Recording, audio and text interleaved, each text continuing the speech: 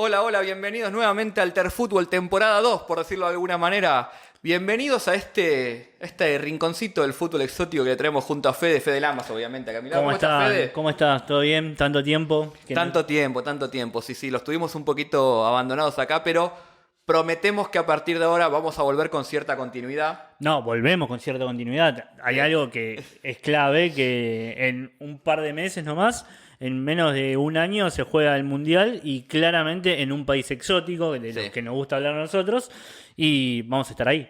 Sí, No sí. allá, vamos a estar por acá.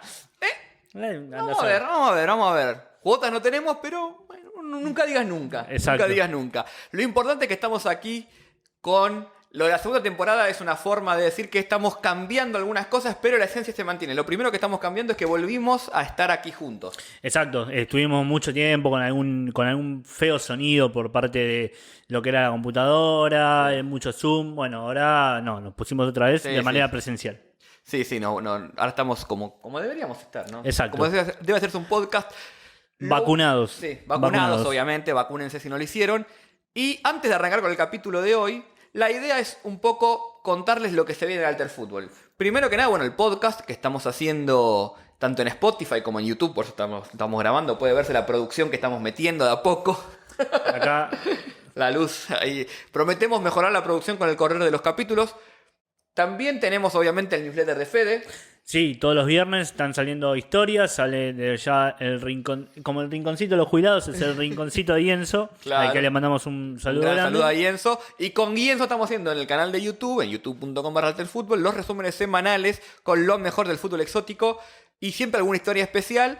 Y van a volver también las transmisiones en vivo en algún momento. Exacto, si la, Si cierta si cierta corporación nos permite. si cierta conversación nos permite. Lo que importa es que ahora que ya estamos acá y ya pasamos a hacer los avisos parroquiales, ya podemos empezar a hablar de lo que nos gusta a nosotros. Y vamos con todo. Y Fede, para este primer capítulo de la segunda temporada vamos al ruedo.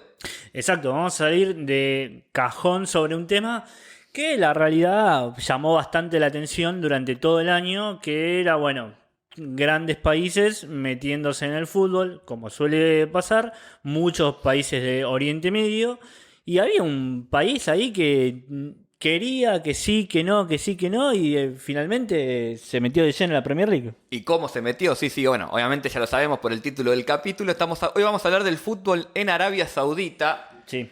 que es ahora es un nuevo actor importante, siempre lo fue, pero volvió a entrar con todo a partir de la compra del Newcastle, del Fondo Público de Inversiones de Arabia Saudita, que según la Premier League es independiente de la Casa Real, algo que vamos a hablar un poquito hoy.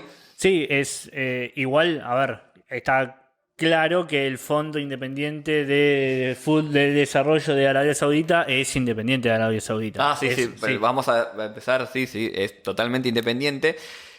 Pero bueno, más allá de la compra en sí, de la que vamos a hablar, y de todo la política o geopolítica que hay atrás, obviamente también hay una historia, que es la de Arabia Saudita, que es la que yo quiero empezar a hablar, si te parece, Fede. Sí, dale. Porque tengo una pregunta para hacerte. Obviamente, no creo que lo sepas. ¿Sabes dónde comenzó el fútbol en Arabia Saudita? No tengo ni idea. No tenés ni idea. No. Bueno, voy a hacer un pequeño racontito que está interesante porque, como siempre, o como digo yo, viendo la historia del fútbol también descubrís algunas cosas de las sociedades. Y hay un lugar donde es obvio cuando lo pensás que haya surgido el fútbol en Arabia Saudita ahí, que es en la Meca. En la Meca. En la Meca, claro.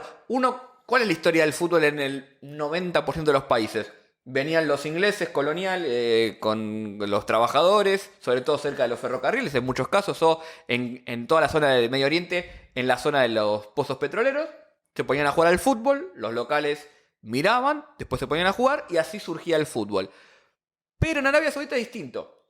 Porque debido a la gran afluencia que tiene la Meca, Exacto. que es el Hajj, la peregrinación, que todo musulmán tiene que hacer por lo menos una vez en su vida, obviamente, con el influjo de gente de distintas culturas donde ya se jugaba fútbol, hay un registro, un documento, que es que en 1926 se pidió autorización al gobierno de esa región para poder jugar un partido de fútbol. Entre gente que estaba ahí en la Meca, que tenía ganas de jugar, que era de otros países. Y así surge el fútbol en Arabia Saudita. Vale decir algo. todavía en esta época no estaba conformada Arabia Saudita como la vemos ahora y conocemos con el mapa que estamos viendo acá. Otro nivel de producción. Impresionante este mapa. Este mapa. Para los que están escuchándonos en Spotify, está en las notas del episodio en alterfootball.com, o si no, nos pueden ver también en YouTube. Exacto. Bueno, este mapa que estamos viendo ahora, que es Arabia Saudita como la conocemos hoy, en realidad no siempre fue así. Toda esa región del Golfo, tenías distintas familias, distintas casas, distintos semi-estados o ciudades-estado, que tenían distintas porciones de territorio, y la casa de la familia Saud, que es donde finalmente viene el nombre de Arabia Saudita, de a poco iba conquistando esos terrenos o esas tierras, iba ampliando su dominio. Pero en este tiempo todavía no estaba del todo afianzado el mapa como lo conocemos ahora. Pero sí lo que es importante es que ya en 1926 teníamos algunos registros no de fútbol formal, pero sí de por lo menos pedir un permiso para jugar al fútbol con amigos, como lo haríamos cualquier cosa. Y ya en 1927, en la ciudad de Jeddah, tenemos el primer club saudí fundado, que es el Ittihad. Ittihad significa unión, un equipo de los más grandes todavía hoy, el equipo de la camiseta negra y amarilla con los bastones. Un club que tiene, por ejemplo, 8 ligas nacionales, 8 copas de la corona, que era el torneo previo a la liga, 9 copas del rey Saud, obviamente, 2 Champions asiáticas y una Champions árabe, es uno de los equipos más importantes. Y ya vamos a empezar a ver con el siguiente club algo de lo que vamos a hablar todo el tiempo en este capítulo, que es la intromisión, por decirlo de alguna manera, del Estado, o mejor, más que intromisión, el control del Estado sobre los clubes de fútbol. Porque 10 años después, unos jóvenes que eran de un colegio, el colegio Al-Falah, querían armar un equipo y no tenían plata para la pelota, para las camisetas, no tenían dónde entrenar. Y uno de esos chicos conocía a Khalid bin Abdullah bin Abdulaziz Saud. No importa todo el... Juan Carlos. No importa todo toda la primera, importa lo último, Saud. Saud, eso es lo importante. Eso era de la familia real. Exacto. Algo que siempre aclaramos y que creo que ya en algún capítulo de la primera temporada hemos aclarado. Cuando hablamos de familia real, no hablamos de mamá, papá, no, tío. hablamos... Sí, son familias numerosísimas de miles de miembros. Nosotros lo que hoy en la preproducción, en una de las primeras preproducciones que hizo Alter Fútbol, una cosa que nos dimos cuenta en cómo charlamos, como para que tengan esta idea, es ustedes piensen un pulpo. Pulpo que tiene una cabeza que baja y automáticamente un tentáculo que acomoda diferente y que va llegando. Claro. Sí. Entonces, como esto que dice Fede es, vamos a decirlo así, las familias reales son enormes, obviamente con distinto grado de influencia, no todas las personas tienen la misma influencia, pero ya estar ahí es importante. Es importante. Entonces, Khalid bin Abdullah, bin bla bla bla bla bla, ¿qué hizo? A este equipo lo apadrinó, consiguió una sede para entrenar, le compró la indumentaria, las pelotas, todo para entrenar, y en honor a él, al ser parte de la familia Saud, le pusieron al club Al-Ahly. No el Al-Ahly que tengo acá, pero sí el Al-Ahly. ¿Qué significa Al-Ahly? Que está por todos los equipos de Medio Oriente y zona árabe. El nacional. Como en honor a la familia real. ¿Cómo es el color del Al-Ahly? Verde. Verde, el como típico color de la familia real. De la familia real.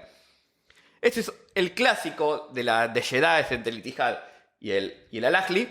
El Al-Ahly tiene menos palmarés, tiene apenas 4 ligas, tiene varias copas, pero no es es un equipo de los grandes, pero no es de los más exitosos. Exacto. Pero quizás el equipo que más se conozca de Arabia Saudita es este que te voy a pasar a hablar ahora. La historia es tiene un desvío, porque antes tengo que hablar de otro club que es el Al-Shabaab, que significa la juventud.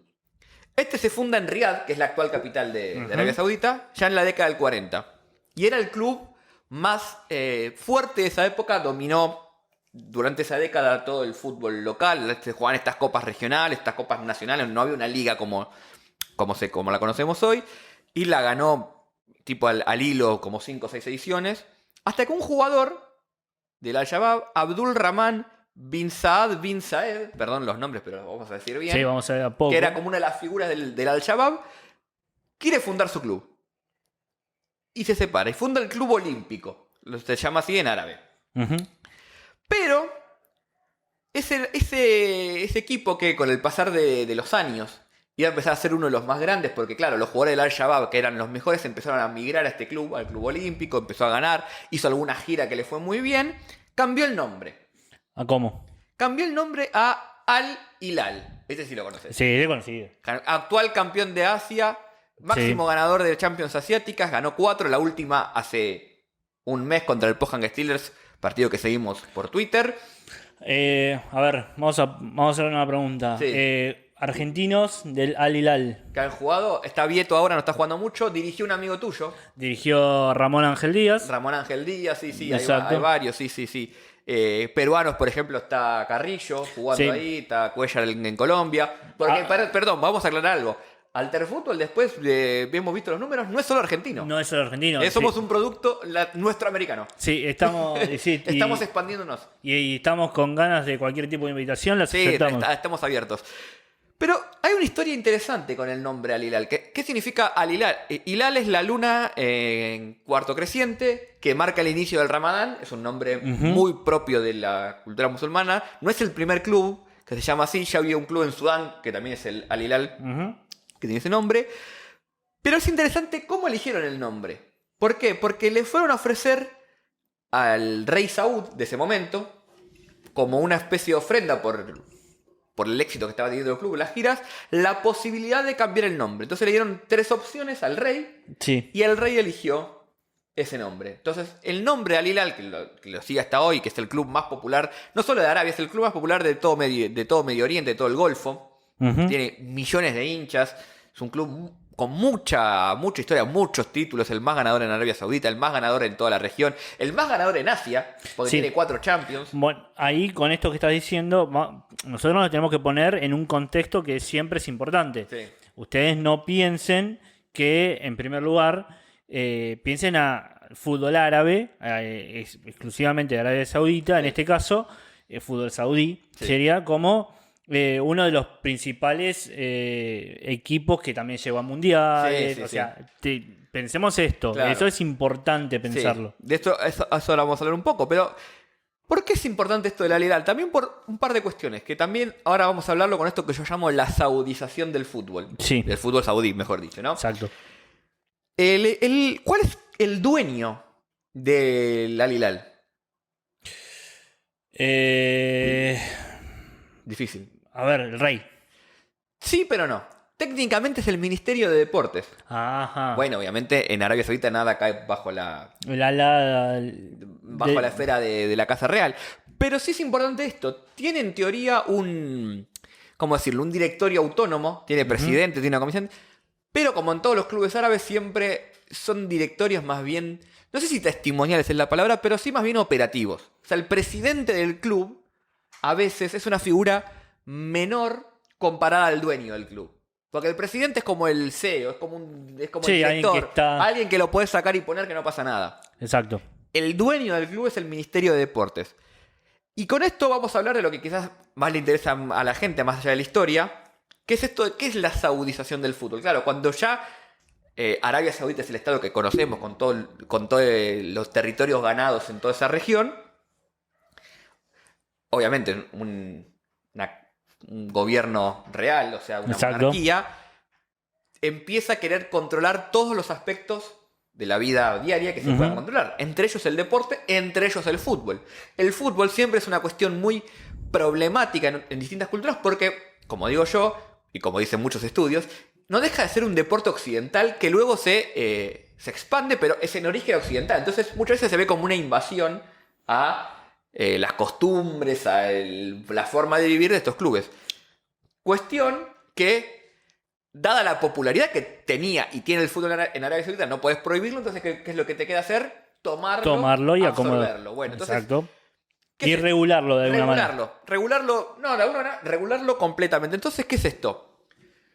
Todo el fútbol de Arabia Saudita, o la enorme mayoría, por lo menos primera división y quizás segunda división también, cae bajo la esfera de alguna manera u otra de la familia real, ya sea porque son dueños, los clubes son de los ministerios de deportes o de algún miembro de la Casa Real, o por dependencia económica, porque por ejemplo, todos los años, a comienzo de cada temporada, la familia real o el Ministerio de Deportes, Exacto. que es más o menos lo mismo, le da un dinero a esos clubes para que puedan subsistir. Un dinero para los clubes de primera división más que importante, por ejemplo. Ujú. Estamos hablando de millones de dólares que le dan por año solo por pertenecer a la primera división de ese club. También en el ascenso se da esto.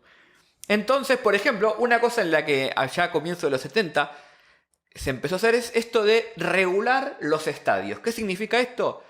No todos los equipos, por más plata que podían llegar a tener, podían construir un megaestadio, sino que ellos dijeron, no, vamos a dividir los equipos como en una pirámide. Entonces los mejores equipos tienen derecho a un estadio de 20.000 espectadores, todo pago por la familia real, obviamente, o por el Estado de Arabia Saudita. Exacto. Los equipos más chicos así. Entonces era una forma de controlar todos los aspectos. Las transferencias de los futbolistas también muchas veces pasan por la aprobación o no, o por los fondos que te giren para esa transferencia o no de la Casa Real. Un caso que hubo de hace unos años, por ejemplo, que este personaje que es Turki Al-Sheikh, lo vas a hablar más vos ahora Exacto. en un momento, pero por ejemplo, para mejorar la liga local, ¿qué hizo hace 3 o 4 años? Impuso que los clubes de primera y segunda división tenían que recortar drásticamente el salario de los futbolistas locales, porque decía que estaba pagando mucho dinero y eran jugadores que no rendían. Los clubes tenían que retener la mitad del salario de los futbolistas locales, retener el 50% de ese salario y reinvertirlo en las divisiones inferiores de ese club. O sea, se quedaba la mitad Sí. de la plata de... Literalmente. O sea, literalmente el movimiento era así. Yo te doy la plata, pero esa plata la vas a gastar como yo te digo que la tenés que gastar. Está bien. Bueno, ahí más o menos vemos...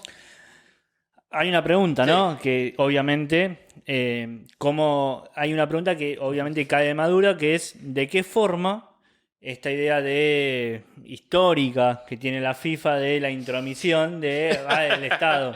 Es muy buena la pregunta, Fede. Exacto. Y mi respuesta a eso es que... Si no, no hay fútbol en el Medio Oriente. No, mi respuesta a eso básicamente es que la FIFA se hace la otaria, vamos a decirlo así. ¿Por qué? Porque claramente tendría que suspender a Arabia por intromisión gubernamental. Pero claro, siempre la excusa es, no, mientras haya elecciones y no haya una interferencia, ¿cómo decirlo? Directa. Se puede usar. Claro, lo que yo siempre digo es, bueno, sí, pero no necesitan ese tipo de intervenciones, este tipo de estados. Exacto. Pero bueno, lo dejamos pasar. Pero gracias a este influjo, de no solo de dinero, sino también de intromisión directa en cómo ese dinero se gestionaba, sobre todo a partir de la década del 70, Arabia Saudita comienza a tener un poco más de preponderancia en el fútbol asiático. De hecho, tiene algunas Copas de las Naciones Asiáticas, tiene 1984, 1988 y 1996, tiene 3 subcampeonatos. A partir de la década del 90, empieza a participar regularmente en los mundiales, esto que ya Fede había mencionado, que es un equipo que participó en el 94, en el 98, 2002, 2006, 2018 y ahora probablemente vuelva para Qatar. Paréntesis, el gol de Al Owairan Sí. es uno de los mejores goles de la historia de los Iba a mundiales. mencionar eso, la mejor selección en el 94 llegó a octavo de final de la mano de Al Owairan, que quizás no sabía Fede, pero entró en desgracia después de ese gol. ¿Sabías? No. Bueno, lo que pasó fue esto. Said Al Owairan, que hizo este golazo que estamos viendo ahora, era uno de los delanteros prodigios del Al-Shabaab, volvió a ir a la gran estrella del momento. Obviamente, llevó al equipo a su selección a lo más alto que se podía llegar en ese momento, que era un octavo de final en un mundial, era un montón. Un montón. Hasta que lo agarraron cometiendo uno de los peores pecados que tiene el Islam, que es tomar alcohol. Lo encontraron tomando alcohol en una reunión, rodeado de mujeres, y a partir de ahí cayó en picada. Uno pensaría que quizás no, como era la estrella, le iban a hacer la vista gorda o la excepción, ¿no? Como, no. Porque es al revés a veces. Con las figuras públicas requiere que la publicidad de sus actos responda Aún más. claro, a la imagen que tiene que proyectar. Obviamente yo estimo, no tengo pruebas de esto, de que lo que pase en cuatro paredes y nadie se entere. Pero bueno, lo agarraron, fue un tema muy picante en los medios árabes en ese momento, entonces cayó en desgracia a partir de ahí, lamentablemente. Quien no cayó en desgracia fue uno de los grandes ídolos y máximo goleador, que es Maher Abdullah, que también jugó ese mundial. Exacto. 72 goles en 117 partidos para la figura del Al Nassr, que es el otro gran equipo. Entonces ya repasamos los grandes equipos. Tenemos el Ittihad, el Al Hilal, el Al Ahly, el Al Shabab, que está un poquito video, y el Al Nassr, que es el otro equipo de Riyadh, que son los fuertes. Todos equipos con mucha base de hinchas, sobre todo el Al Hilal, el Al Nassr, el Ittihad. Equipos muy fuertes, muy poderosos en toda la región del Golfo. Por eso el fútbol es importante en Medio Oriente. Y quizás por esto, Fede, explique un poco estas constantes intromisiones que intenta tener Arabia Saudita en el terreno del fútbol más global, ¿no? Sí, bueno, una de las cosas que dijimos apenas arrancamos el capítulo fue de qué forma también hay que pensar a Arabia y a la familia real, ¿no? Imaginemos una cabeza que después tiene un despliegue de tentáculos que lleguen a diferentes lados. Y eso es un poco lo que pasa también en el fútbol. Bueno, vos hablabas de una familia real que está interesada en que crezca el fútbol en distintos lados, y a partir de eso, a partir del Ministerio de Deportes, tiene un equipo y después entrega dinero. Pero también tenemos que pensar que no solamente lo que pasa dentro de los límites de la nación, sino que hay muchas otras cosas. Por ejemplo, buscar una salida internacional, empezar a expandirse, pensar a crecer, cosa que hemos visto que pasa en diferentes países de Oriente Medio. Lo hemos hablado incluso en otros capítulos. Exacto. Esta idea de los países, sobre todo de Medio Oriente, también de Asia, intentando ingresar en la escena internacional fuerte del fútbol también como una forma de poder blando, por decirlo así. Exacto. Para poder posicionar la marca de su país, quizás hasta cambiar algunas percepciones, cosa que para mí no funciona, pero bueno, ellos lo intentan Exacto. igual. Y dentro de este contexto hay que entender, por ejemplo, esta compra del Newcastle. Eso es fundamental. Pero vos, Fede, me querías hablar de la persona que fue como el operador que pudo hacer esa compra. Sí, bueno, primero hay dos cosas que cuando estábamos hablando más temprano, al momento de hacer el capítulo, era... nosotros decimos, bueno, no, lo compró un jeque árabe, lo compró un jeque, y a partir de eso automáticamente es como que es toda la misma persona. Pero en realidad que no. Está el jeque, y hay un príncipe, el príncipe de Arabia Saudita, que es el que puede estar detrás de todo, y después hay una persona que actúa como una especie de tentáculo para llegar a diferentes lados. Este es Turki al-Sheikh. Turki al-Sheikh, sí. Entonces vos lo que decís es que está el rey Saud, Exacto. Después está el príncipe, que es Mohammed bin Salman. Claro, el Exacto. rey Saud tiene ya sus años. Este Mohammed bin Saud es el... Es como sería una especie de primer ministro en ejercicio. Sí, exacto. Sí. El interino, digamos. Vamos a ponerlo así, hasta que finalmente fallezca, ¿no? Y después está Turki al-Sheikh, que en su momento fue ministro de Deportes. Exacto. Bueno, esta persona que nosotros tenemos que tomar como uno de los referentes para entender es... a ver, en primer lugar, como para traerlo a la coyuntura de lo que está pasando, es la persona que hizo absolutamente todo para que, por ejemplo, Boca y Barcelona jueguen el partido en honor a Diego Maradona. Y no me invitó. Y en honor a Diego Maradona en Arabia Saudita. Sí. ¿Por qué se va a jugar un partido entre Barcelona y Boca en Arabia Saudita? Es una gran pregunta. Porque hay plata. Porque pueden, Pero básicamente. primero yo quiero, antes de seguir, Fede, con lo tuyo, quiero hacer esta queja pública. No me invitaron. Es un dolor. Sí, ¿Cómo sí, no nos van a invitar? O por lo menos, no sé, tirame una camiseta, algo. Bueno. Algo hay que hacer. Algo bueno. Algo tiene que pedir. Pero sigamos un poco con el amigo Turki. Bueno, Turki, a ver, sigamos con esto. Buscamos rápido en Google, automáticamente los invito, busquen mientras están escuchando, si están con el celu, Turki al-Sheikh, Almería. Sí. Turki al-Sheikh, Messi.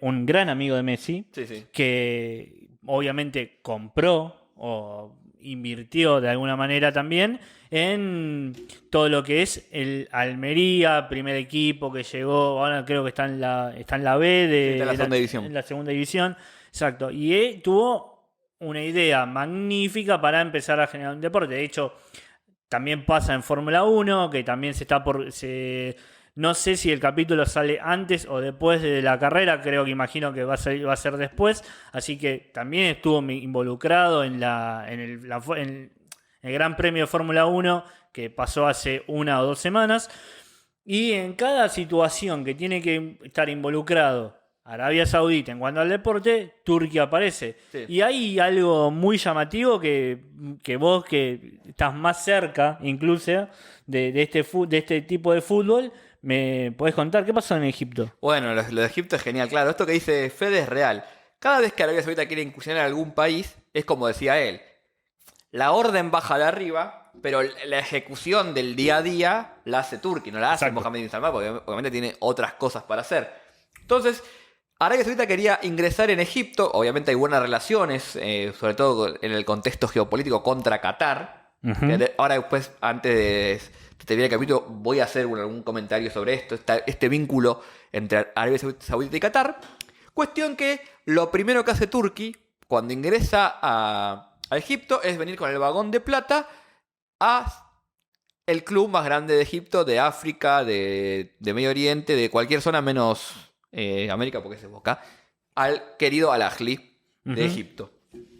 Llega con el vagón de plata, Vivo, que es el presidente, es un Vivo bárbaro, un exfutbolista, acepta ese dinero, lo nombra presidente honorario. Exacto. Y después le hace la de Los Simpsons con Fidel Castro. Sí, que no va a estar esta escena porque no sé si da, pero... Que el que le doy. Bueno, después se va a Turquía al sheik de la presidencia por tener diferencias con la directiva del Al Ahly. Dice, bueno, denme el dinero que yo invertí. Y le dijeron, ¿qué dinero? Exacto, no hay plata. No hay plata, no. Entonces, Turquía al sheik hace dos cosas. Una, entra en un juicio con el Al Ahly y compra un club en la primera división, que como saben o no saben, en Egipto la mayoría de los clubes son de empresas tipo de cerámica, del Estado, de alguna empresa de petróleo, de nafta. Compra uno y lo refunda, como el Pyramid Fútbol Club. Bueno, entonces la historia básicamente sigue con mi amigo Turki fundando un club por despecho, el Pyramid, le pone mucha plata, lo lleva a Arruabarrena, lo lleva a La Volpe, lo lleva a Ramón Díaz. Díaz otra vez aparece. Siempre ahí apareciendo Ramón sabe dónde está, ¿no? Sabe dónde está, es muy amigo de Turki al Sheikh y le fue muy bien en su paso por el Al Hilal. Y después de fundar este club por despecho, un día lo insulta al hincha del Al Ahly y él se va. Dice, bueno, me cansé de que me traten mal, yo vengo con la mejor intención al fútbol de Arabia Saudita, de Egipto, y así me tratan, me voy. Vendió el club, el Pyramid, supuestamente a un empresario emiratí que no existe. O sea, es raro, pues no hay muchos datos sobre él, pero bueno, en teoría se desprendió. Lo que todo el mundo cree es que simplemente lo posee mal. Es una cara, es un testaferro, algo de ese estilo. Yo no dije que es un testaferro, sino no hay ningún tipo de denuncia. Es lo que se dice. Después, ahora está en Sudán. Compró el Al Hilal, que es el otro club, el más grande de Sudán. Así que también está ahora ahí. Y esto que decíamos, ¿no? Siempre aparece él cuando tiene que entrar Arabia Saudita en algún país. Sí, esto no fue tan así en la Premier League. Esto le costó. Primero, obviamente, primer paracaídas que mandan es el bueno de Turki, sí, para ir viendo el terreno, pero después no siempre termina siendo el intermediario, el primer intermediario, sino que hay diferentes situaciones. Y esto fue lo que le pasó un poco a cuando intentó Arabia Saudita en recaer en Newcastle. Primero voy a hacer un pequeño repaso porque es importante saber, ahora que a mucha gente se le caen los anillos porque llegó Arabia Saudita a la Premier League, hice un repaso para tener en cuenta de cómo son los multimillonarios que en realidad son dueños de distintos clubes. No es que son fondos, en primer lugar, no son fondos todos ingleses, ni mucho menos. Tenemos, por ejemplo, el Aston Villa es egipcio, el dueño es egipcio. Después tenés el Chelsea, que es ruso. Emiratos Árabes, que tiene el Manchester City. Después tenés Irán, el dueño del Everton es iraní. Después tenés en los Wolves y en el Southampton, Wolves con una idea también. Sí, lo de Wolves es más rarito. Es más raro, pero tenés una llegada de Sí. algún portugués. Tailandia está en el... Está Tailandia en el campeón, el Leicester. en el Leicester. Después tenés Italia con el Watford, que también tiene Sí, algún dominio también con el Udinese. sí. Y después tenés de Estados Unidos varios equipos como el Arsenal, el Manchester United, perdón, el Leeds, el Liverpool y el Crystal Palace. Sí. Entre paréntesis, del Liverpool, uno de los accionistas es LeBron James, Sí. a través de una fundación, etcétera, etcétera, etcétera. Entonces, ¿por qué todos los países pueden y Arabia Saudita no? Esa es la pregunta Y principal. yo tengo un poco la respuesta. ¿Por qué? Qatar. Ahí está. Entonces, ¿dónde está el key de la cuestión con Qatar? Básicamente estaba... Bueno, había varios problemas. Primero que los clubes se opusieron, la Premier Exacto. League, porque hay una diferencia de presupuesto muy grande. Exacto. Pero también Qatar, a través de Bein Sports, que es la empresa qatarí que tiene los derechos de la Premier League en todo Medio Oriente, puso una queja porque hay un problema entre Qatar y Arabia Saudita que en el fútbol se reduce a los derechos de televisación, pero es un problema de larga data que es entre Qatar y Arabia Saudita que se llevan mal, Exacto. básicamente. Y la cuestión siempre fue escalando. Recuerden hace unos años que casi hubo ahí un bloqueo diplomático muy importante. Obviamente eso ahora un poco mermó. Y como a Qatar y Arabia Saudita están jugando en tándem en lo que es el fútbol, también vemos ahora la Copa Árabe que se está haciendo ahora en Qatar. Hay algunos detalles más. La UEFA, la Unión de Federaciones Árabes, cuyo presidente siempre es el Ministerio de Deportes de Arabia Saudita. Ahora sí, Qatar, a través de Bein Sport, bajó esa queja, con lo cual le liberó el camino a Arabia Saudita, que a partir de ahí consiguió ese dictamen de la Premier League que decía esto, ¿no? Que el fondo que va a comprar al Newcastle es un fondo independiente de la Casa Real de Arabia Saudita. Exacto. Bueno, toda esa situación con Qatar, con Arabia Saudita, puso en jaque a una persona que lo tenía por acá, Gary Hoffman, que es el presidente de la Premier League, que, bueno, todo este tiro y afloje terminó en encontrar, básicamente, que se va a terminar yendo de la Premier League cuando arranque el 2022, justamente porque no pudo tener ese cruce. Ahora, hay que pensar una cosa, además de todo esto. Hay que pensar que Arabia Saudita finalmente, después de estos problemas y de estos inconvenientes que estuvo para meterse, tuvo una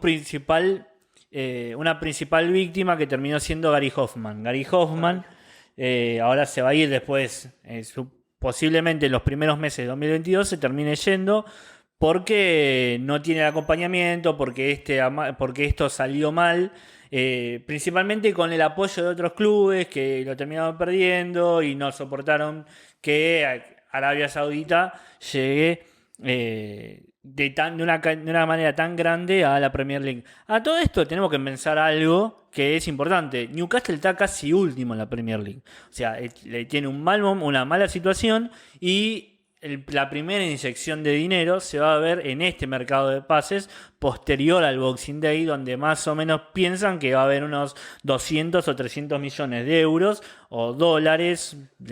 Pensemos en Es eso. verdad eso, pero esto es una opinión. Tampoco podés comprar, no se suele poder comprar mucho en los mercados intermedios porque todos los grandes países están jugando Champions. Exacto. Entonces hay que ver que para mí es recién en julio. Exacto. El tema es que está... Tenés que zafar. Tenés que zafar. Tenés que zafar. Entre los nombres que escuché estaba Trippier, que jugaba en Atlético de Madrid. Sí. Hay un par de jugadores, muchos colgados, que tienen que recuperar esto que decía Nahuel. Bueno, y a todo esto hay un problema ahí. Ahora, ¿qué pasa? Volvemos a lo mismo. Volvemos a la misma situación de decir ¿por qué Arabia Saudita no puede hacer? Y después entramos en esto de las hipocresías, entre comillas, o los enojos selectivos. De repente, está bien en algún punto que haya un rechazo de Amnistía Internacional por toda la denuncia que hay detrás del presidente o del príncipe de Arabia Saudita con respecto al asesinato del periodista que a mí no me consta, a mí no me consta. Que fue accidentalmente desmembrado en la embajada.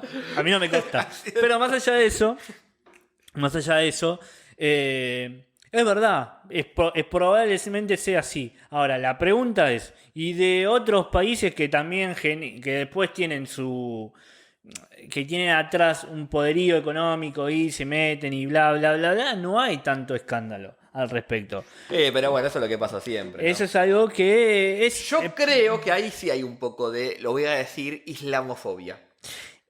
Lo voy a decir. Es que sí, hay algo de eso. Algo, no digo que todo, pero... No, algo de eso hay. Sí. Como también hay otra cosa, ¿no? Seamos buenos entre nosotros. Si de repente el Newcastle, que esto fue algo que a mí particularmente fue lo que más me llamó la atención. Hay, en todos los clubes, en la mayoría de los clubes ingleses, hay una sección o una parte de los hinchas ingleses donde hacen una especie de... A ver, ¿cómo decirlo? Una parte que son todos un grupo unidos de de una colectividad unida, una comunidad LGBT que salieron a defender y a saludar con palmas la llegada vale más la plata que del emisario árabe. Entonces vos ahí decís no, y aparte hasta le dieron apoyo que puede llegar a ser la idea de cambiar la imagen que se tiene contra el colectivo LGBT en Arabia Saudita. No, maestro, o sea, no va a pasar eso. No va a pasar eso porque, en primer lugar, está alejado de lo que piensa su religión y nosotros sabemos lo que es la religión. Después entramos en un montón de discusiones de si efectivamente puede ser, pero de primera medida no va a pasar eso, no va a pasar. Entonces...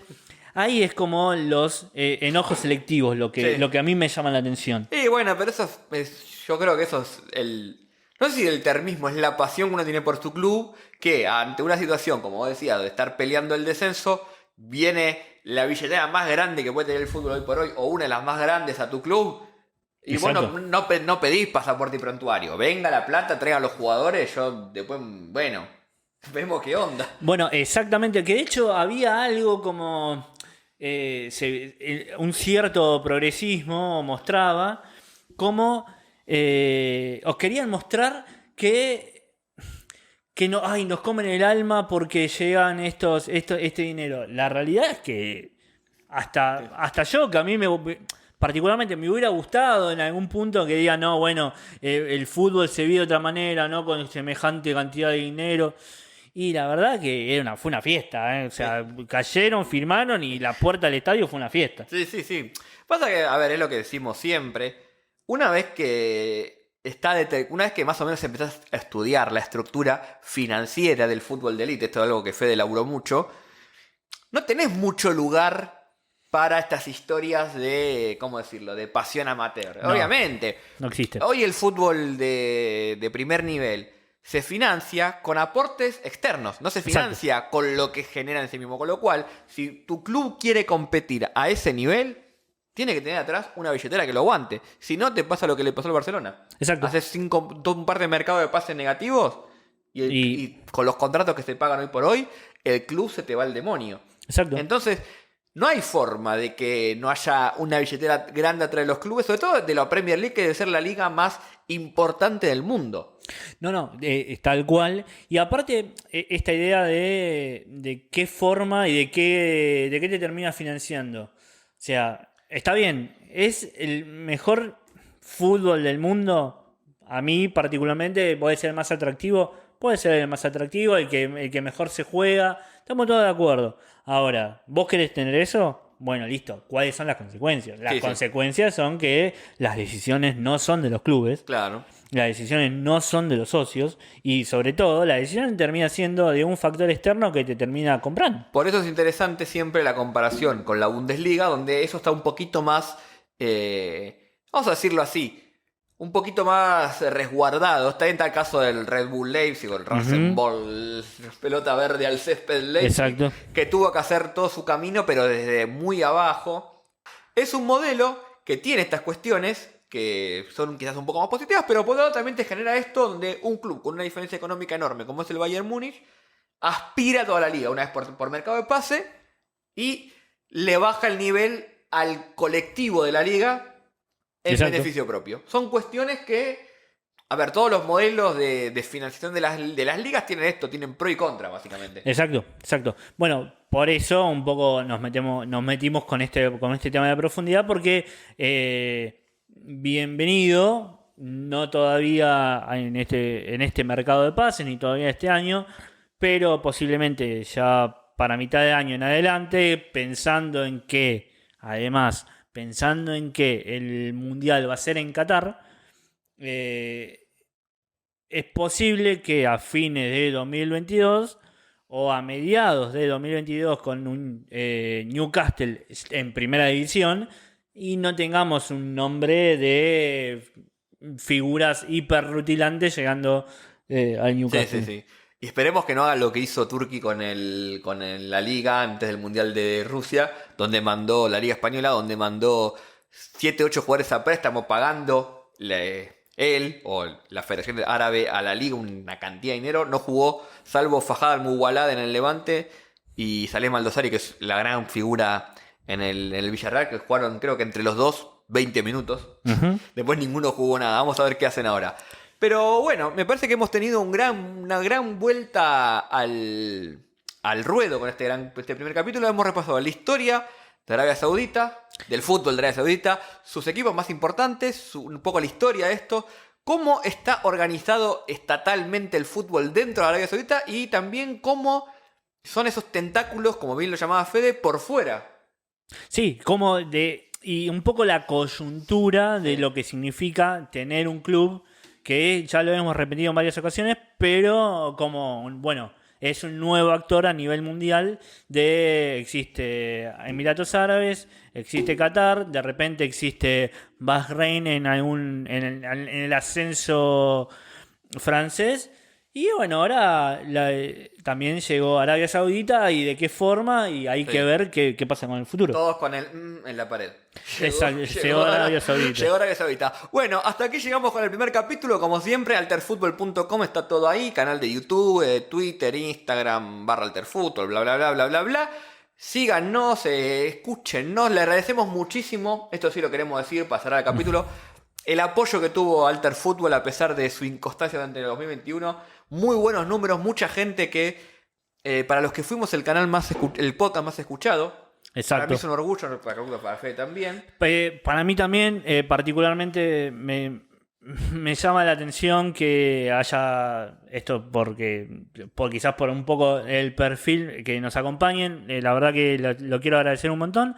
Y principalmente las palabras lindas que realmente son leídas. Nunca me pasó de esto de decir realmente leí todo lo que me ponen y la verdad o que nos ponen, sí. Y la verdad me pone muy feliz. Me siento Marcelo Tinelli. Bueno, no sé si es el mejor ejemplo, pero sí, les agradecemos muchísimo y prometemos que ahora sí vuelve Alterfutbol. Vamos a hacer todo lo humanamente posible para tenerle cada 2 semanas un capítulo de Alterfutbol y quizás en el medio algo más. Vamos a dejarlo ahí. Vamos a ver. Así que bueno, como siempre, yo soy Nahuel Lanzón, Nahuel ZN.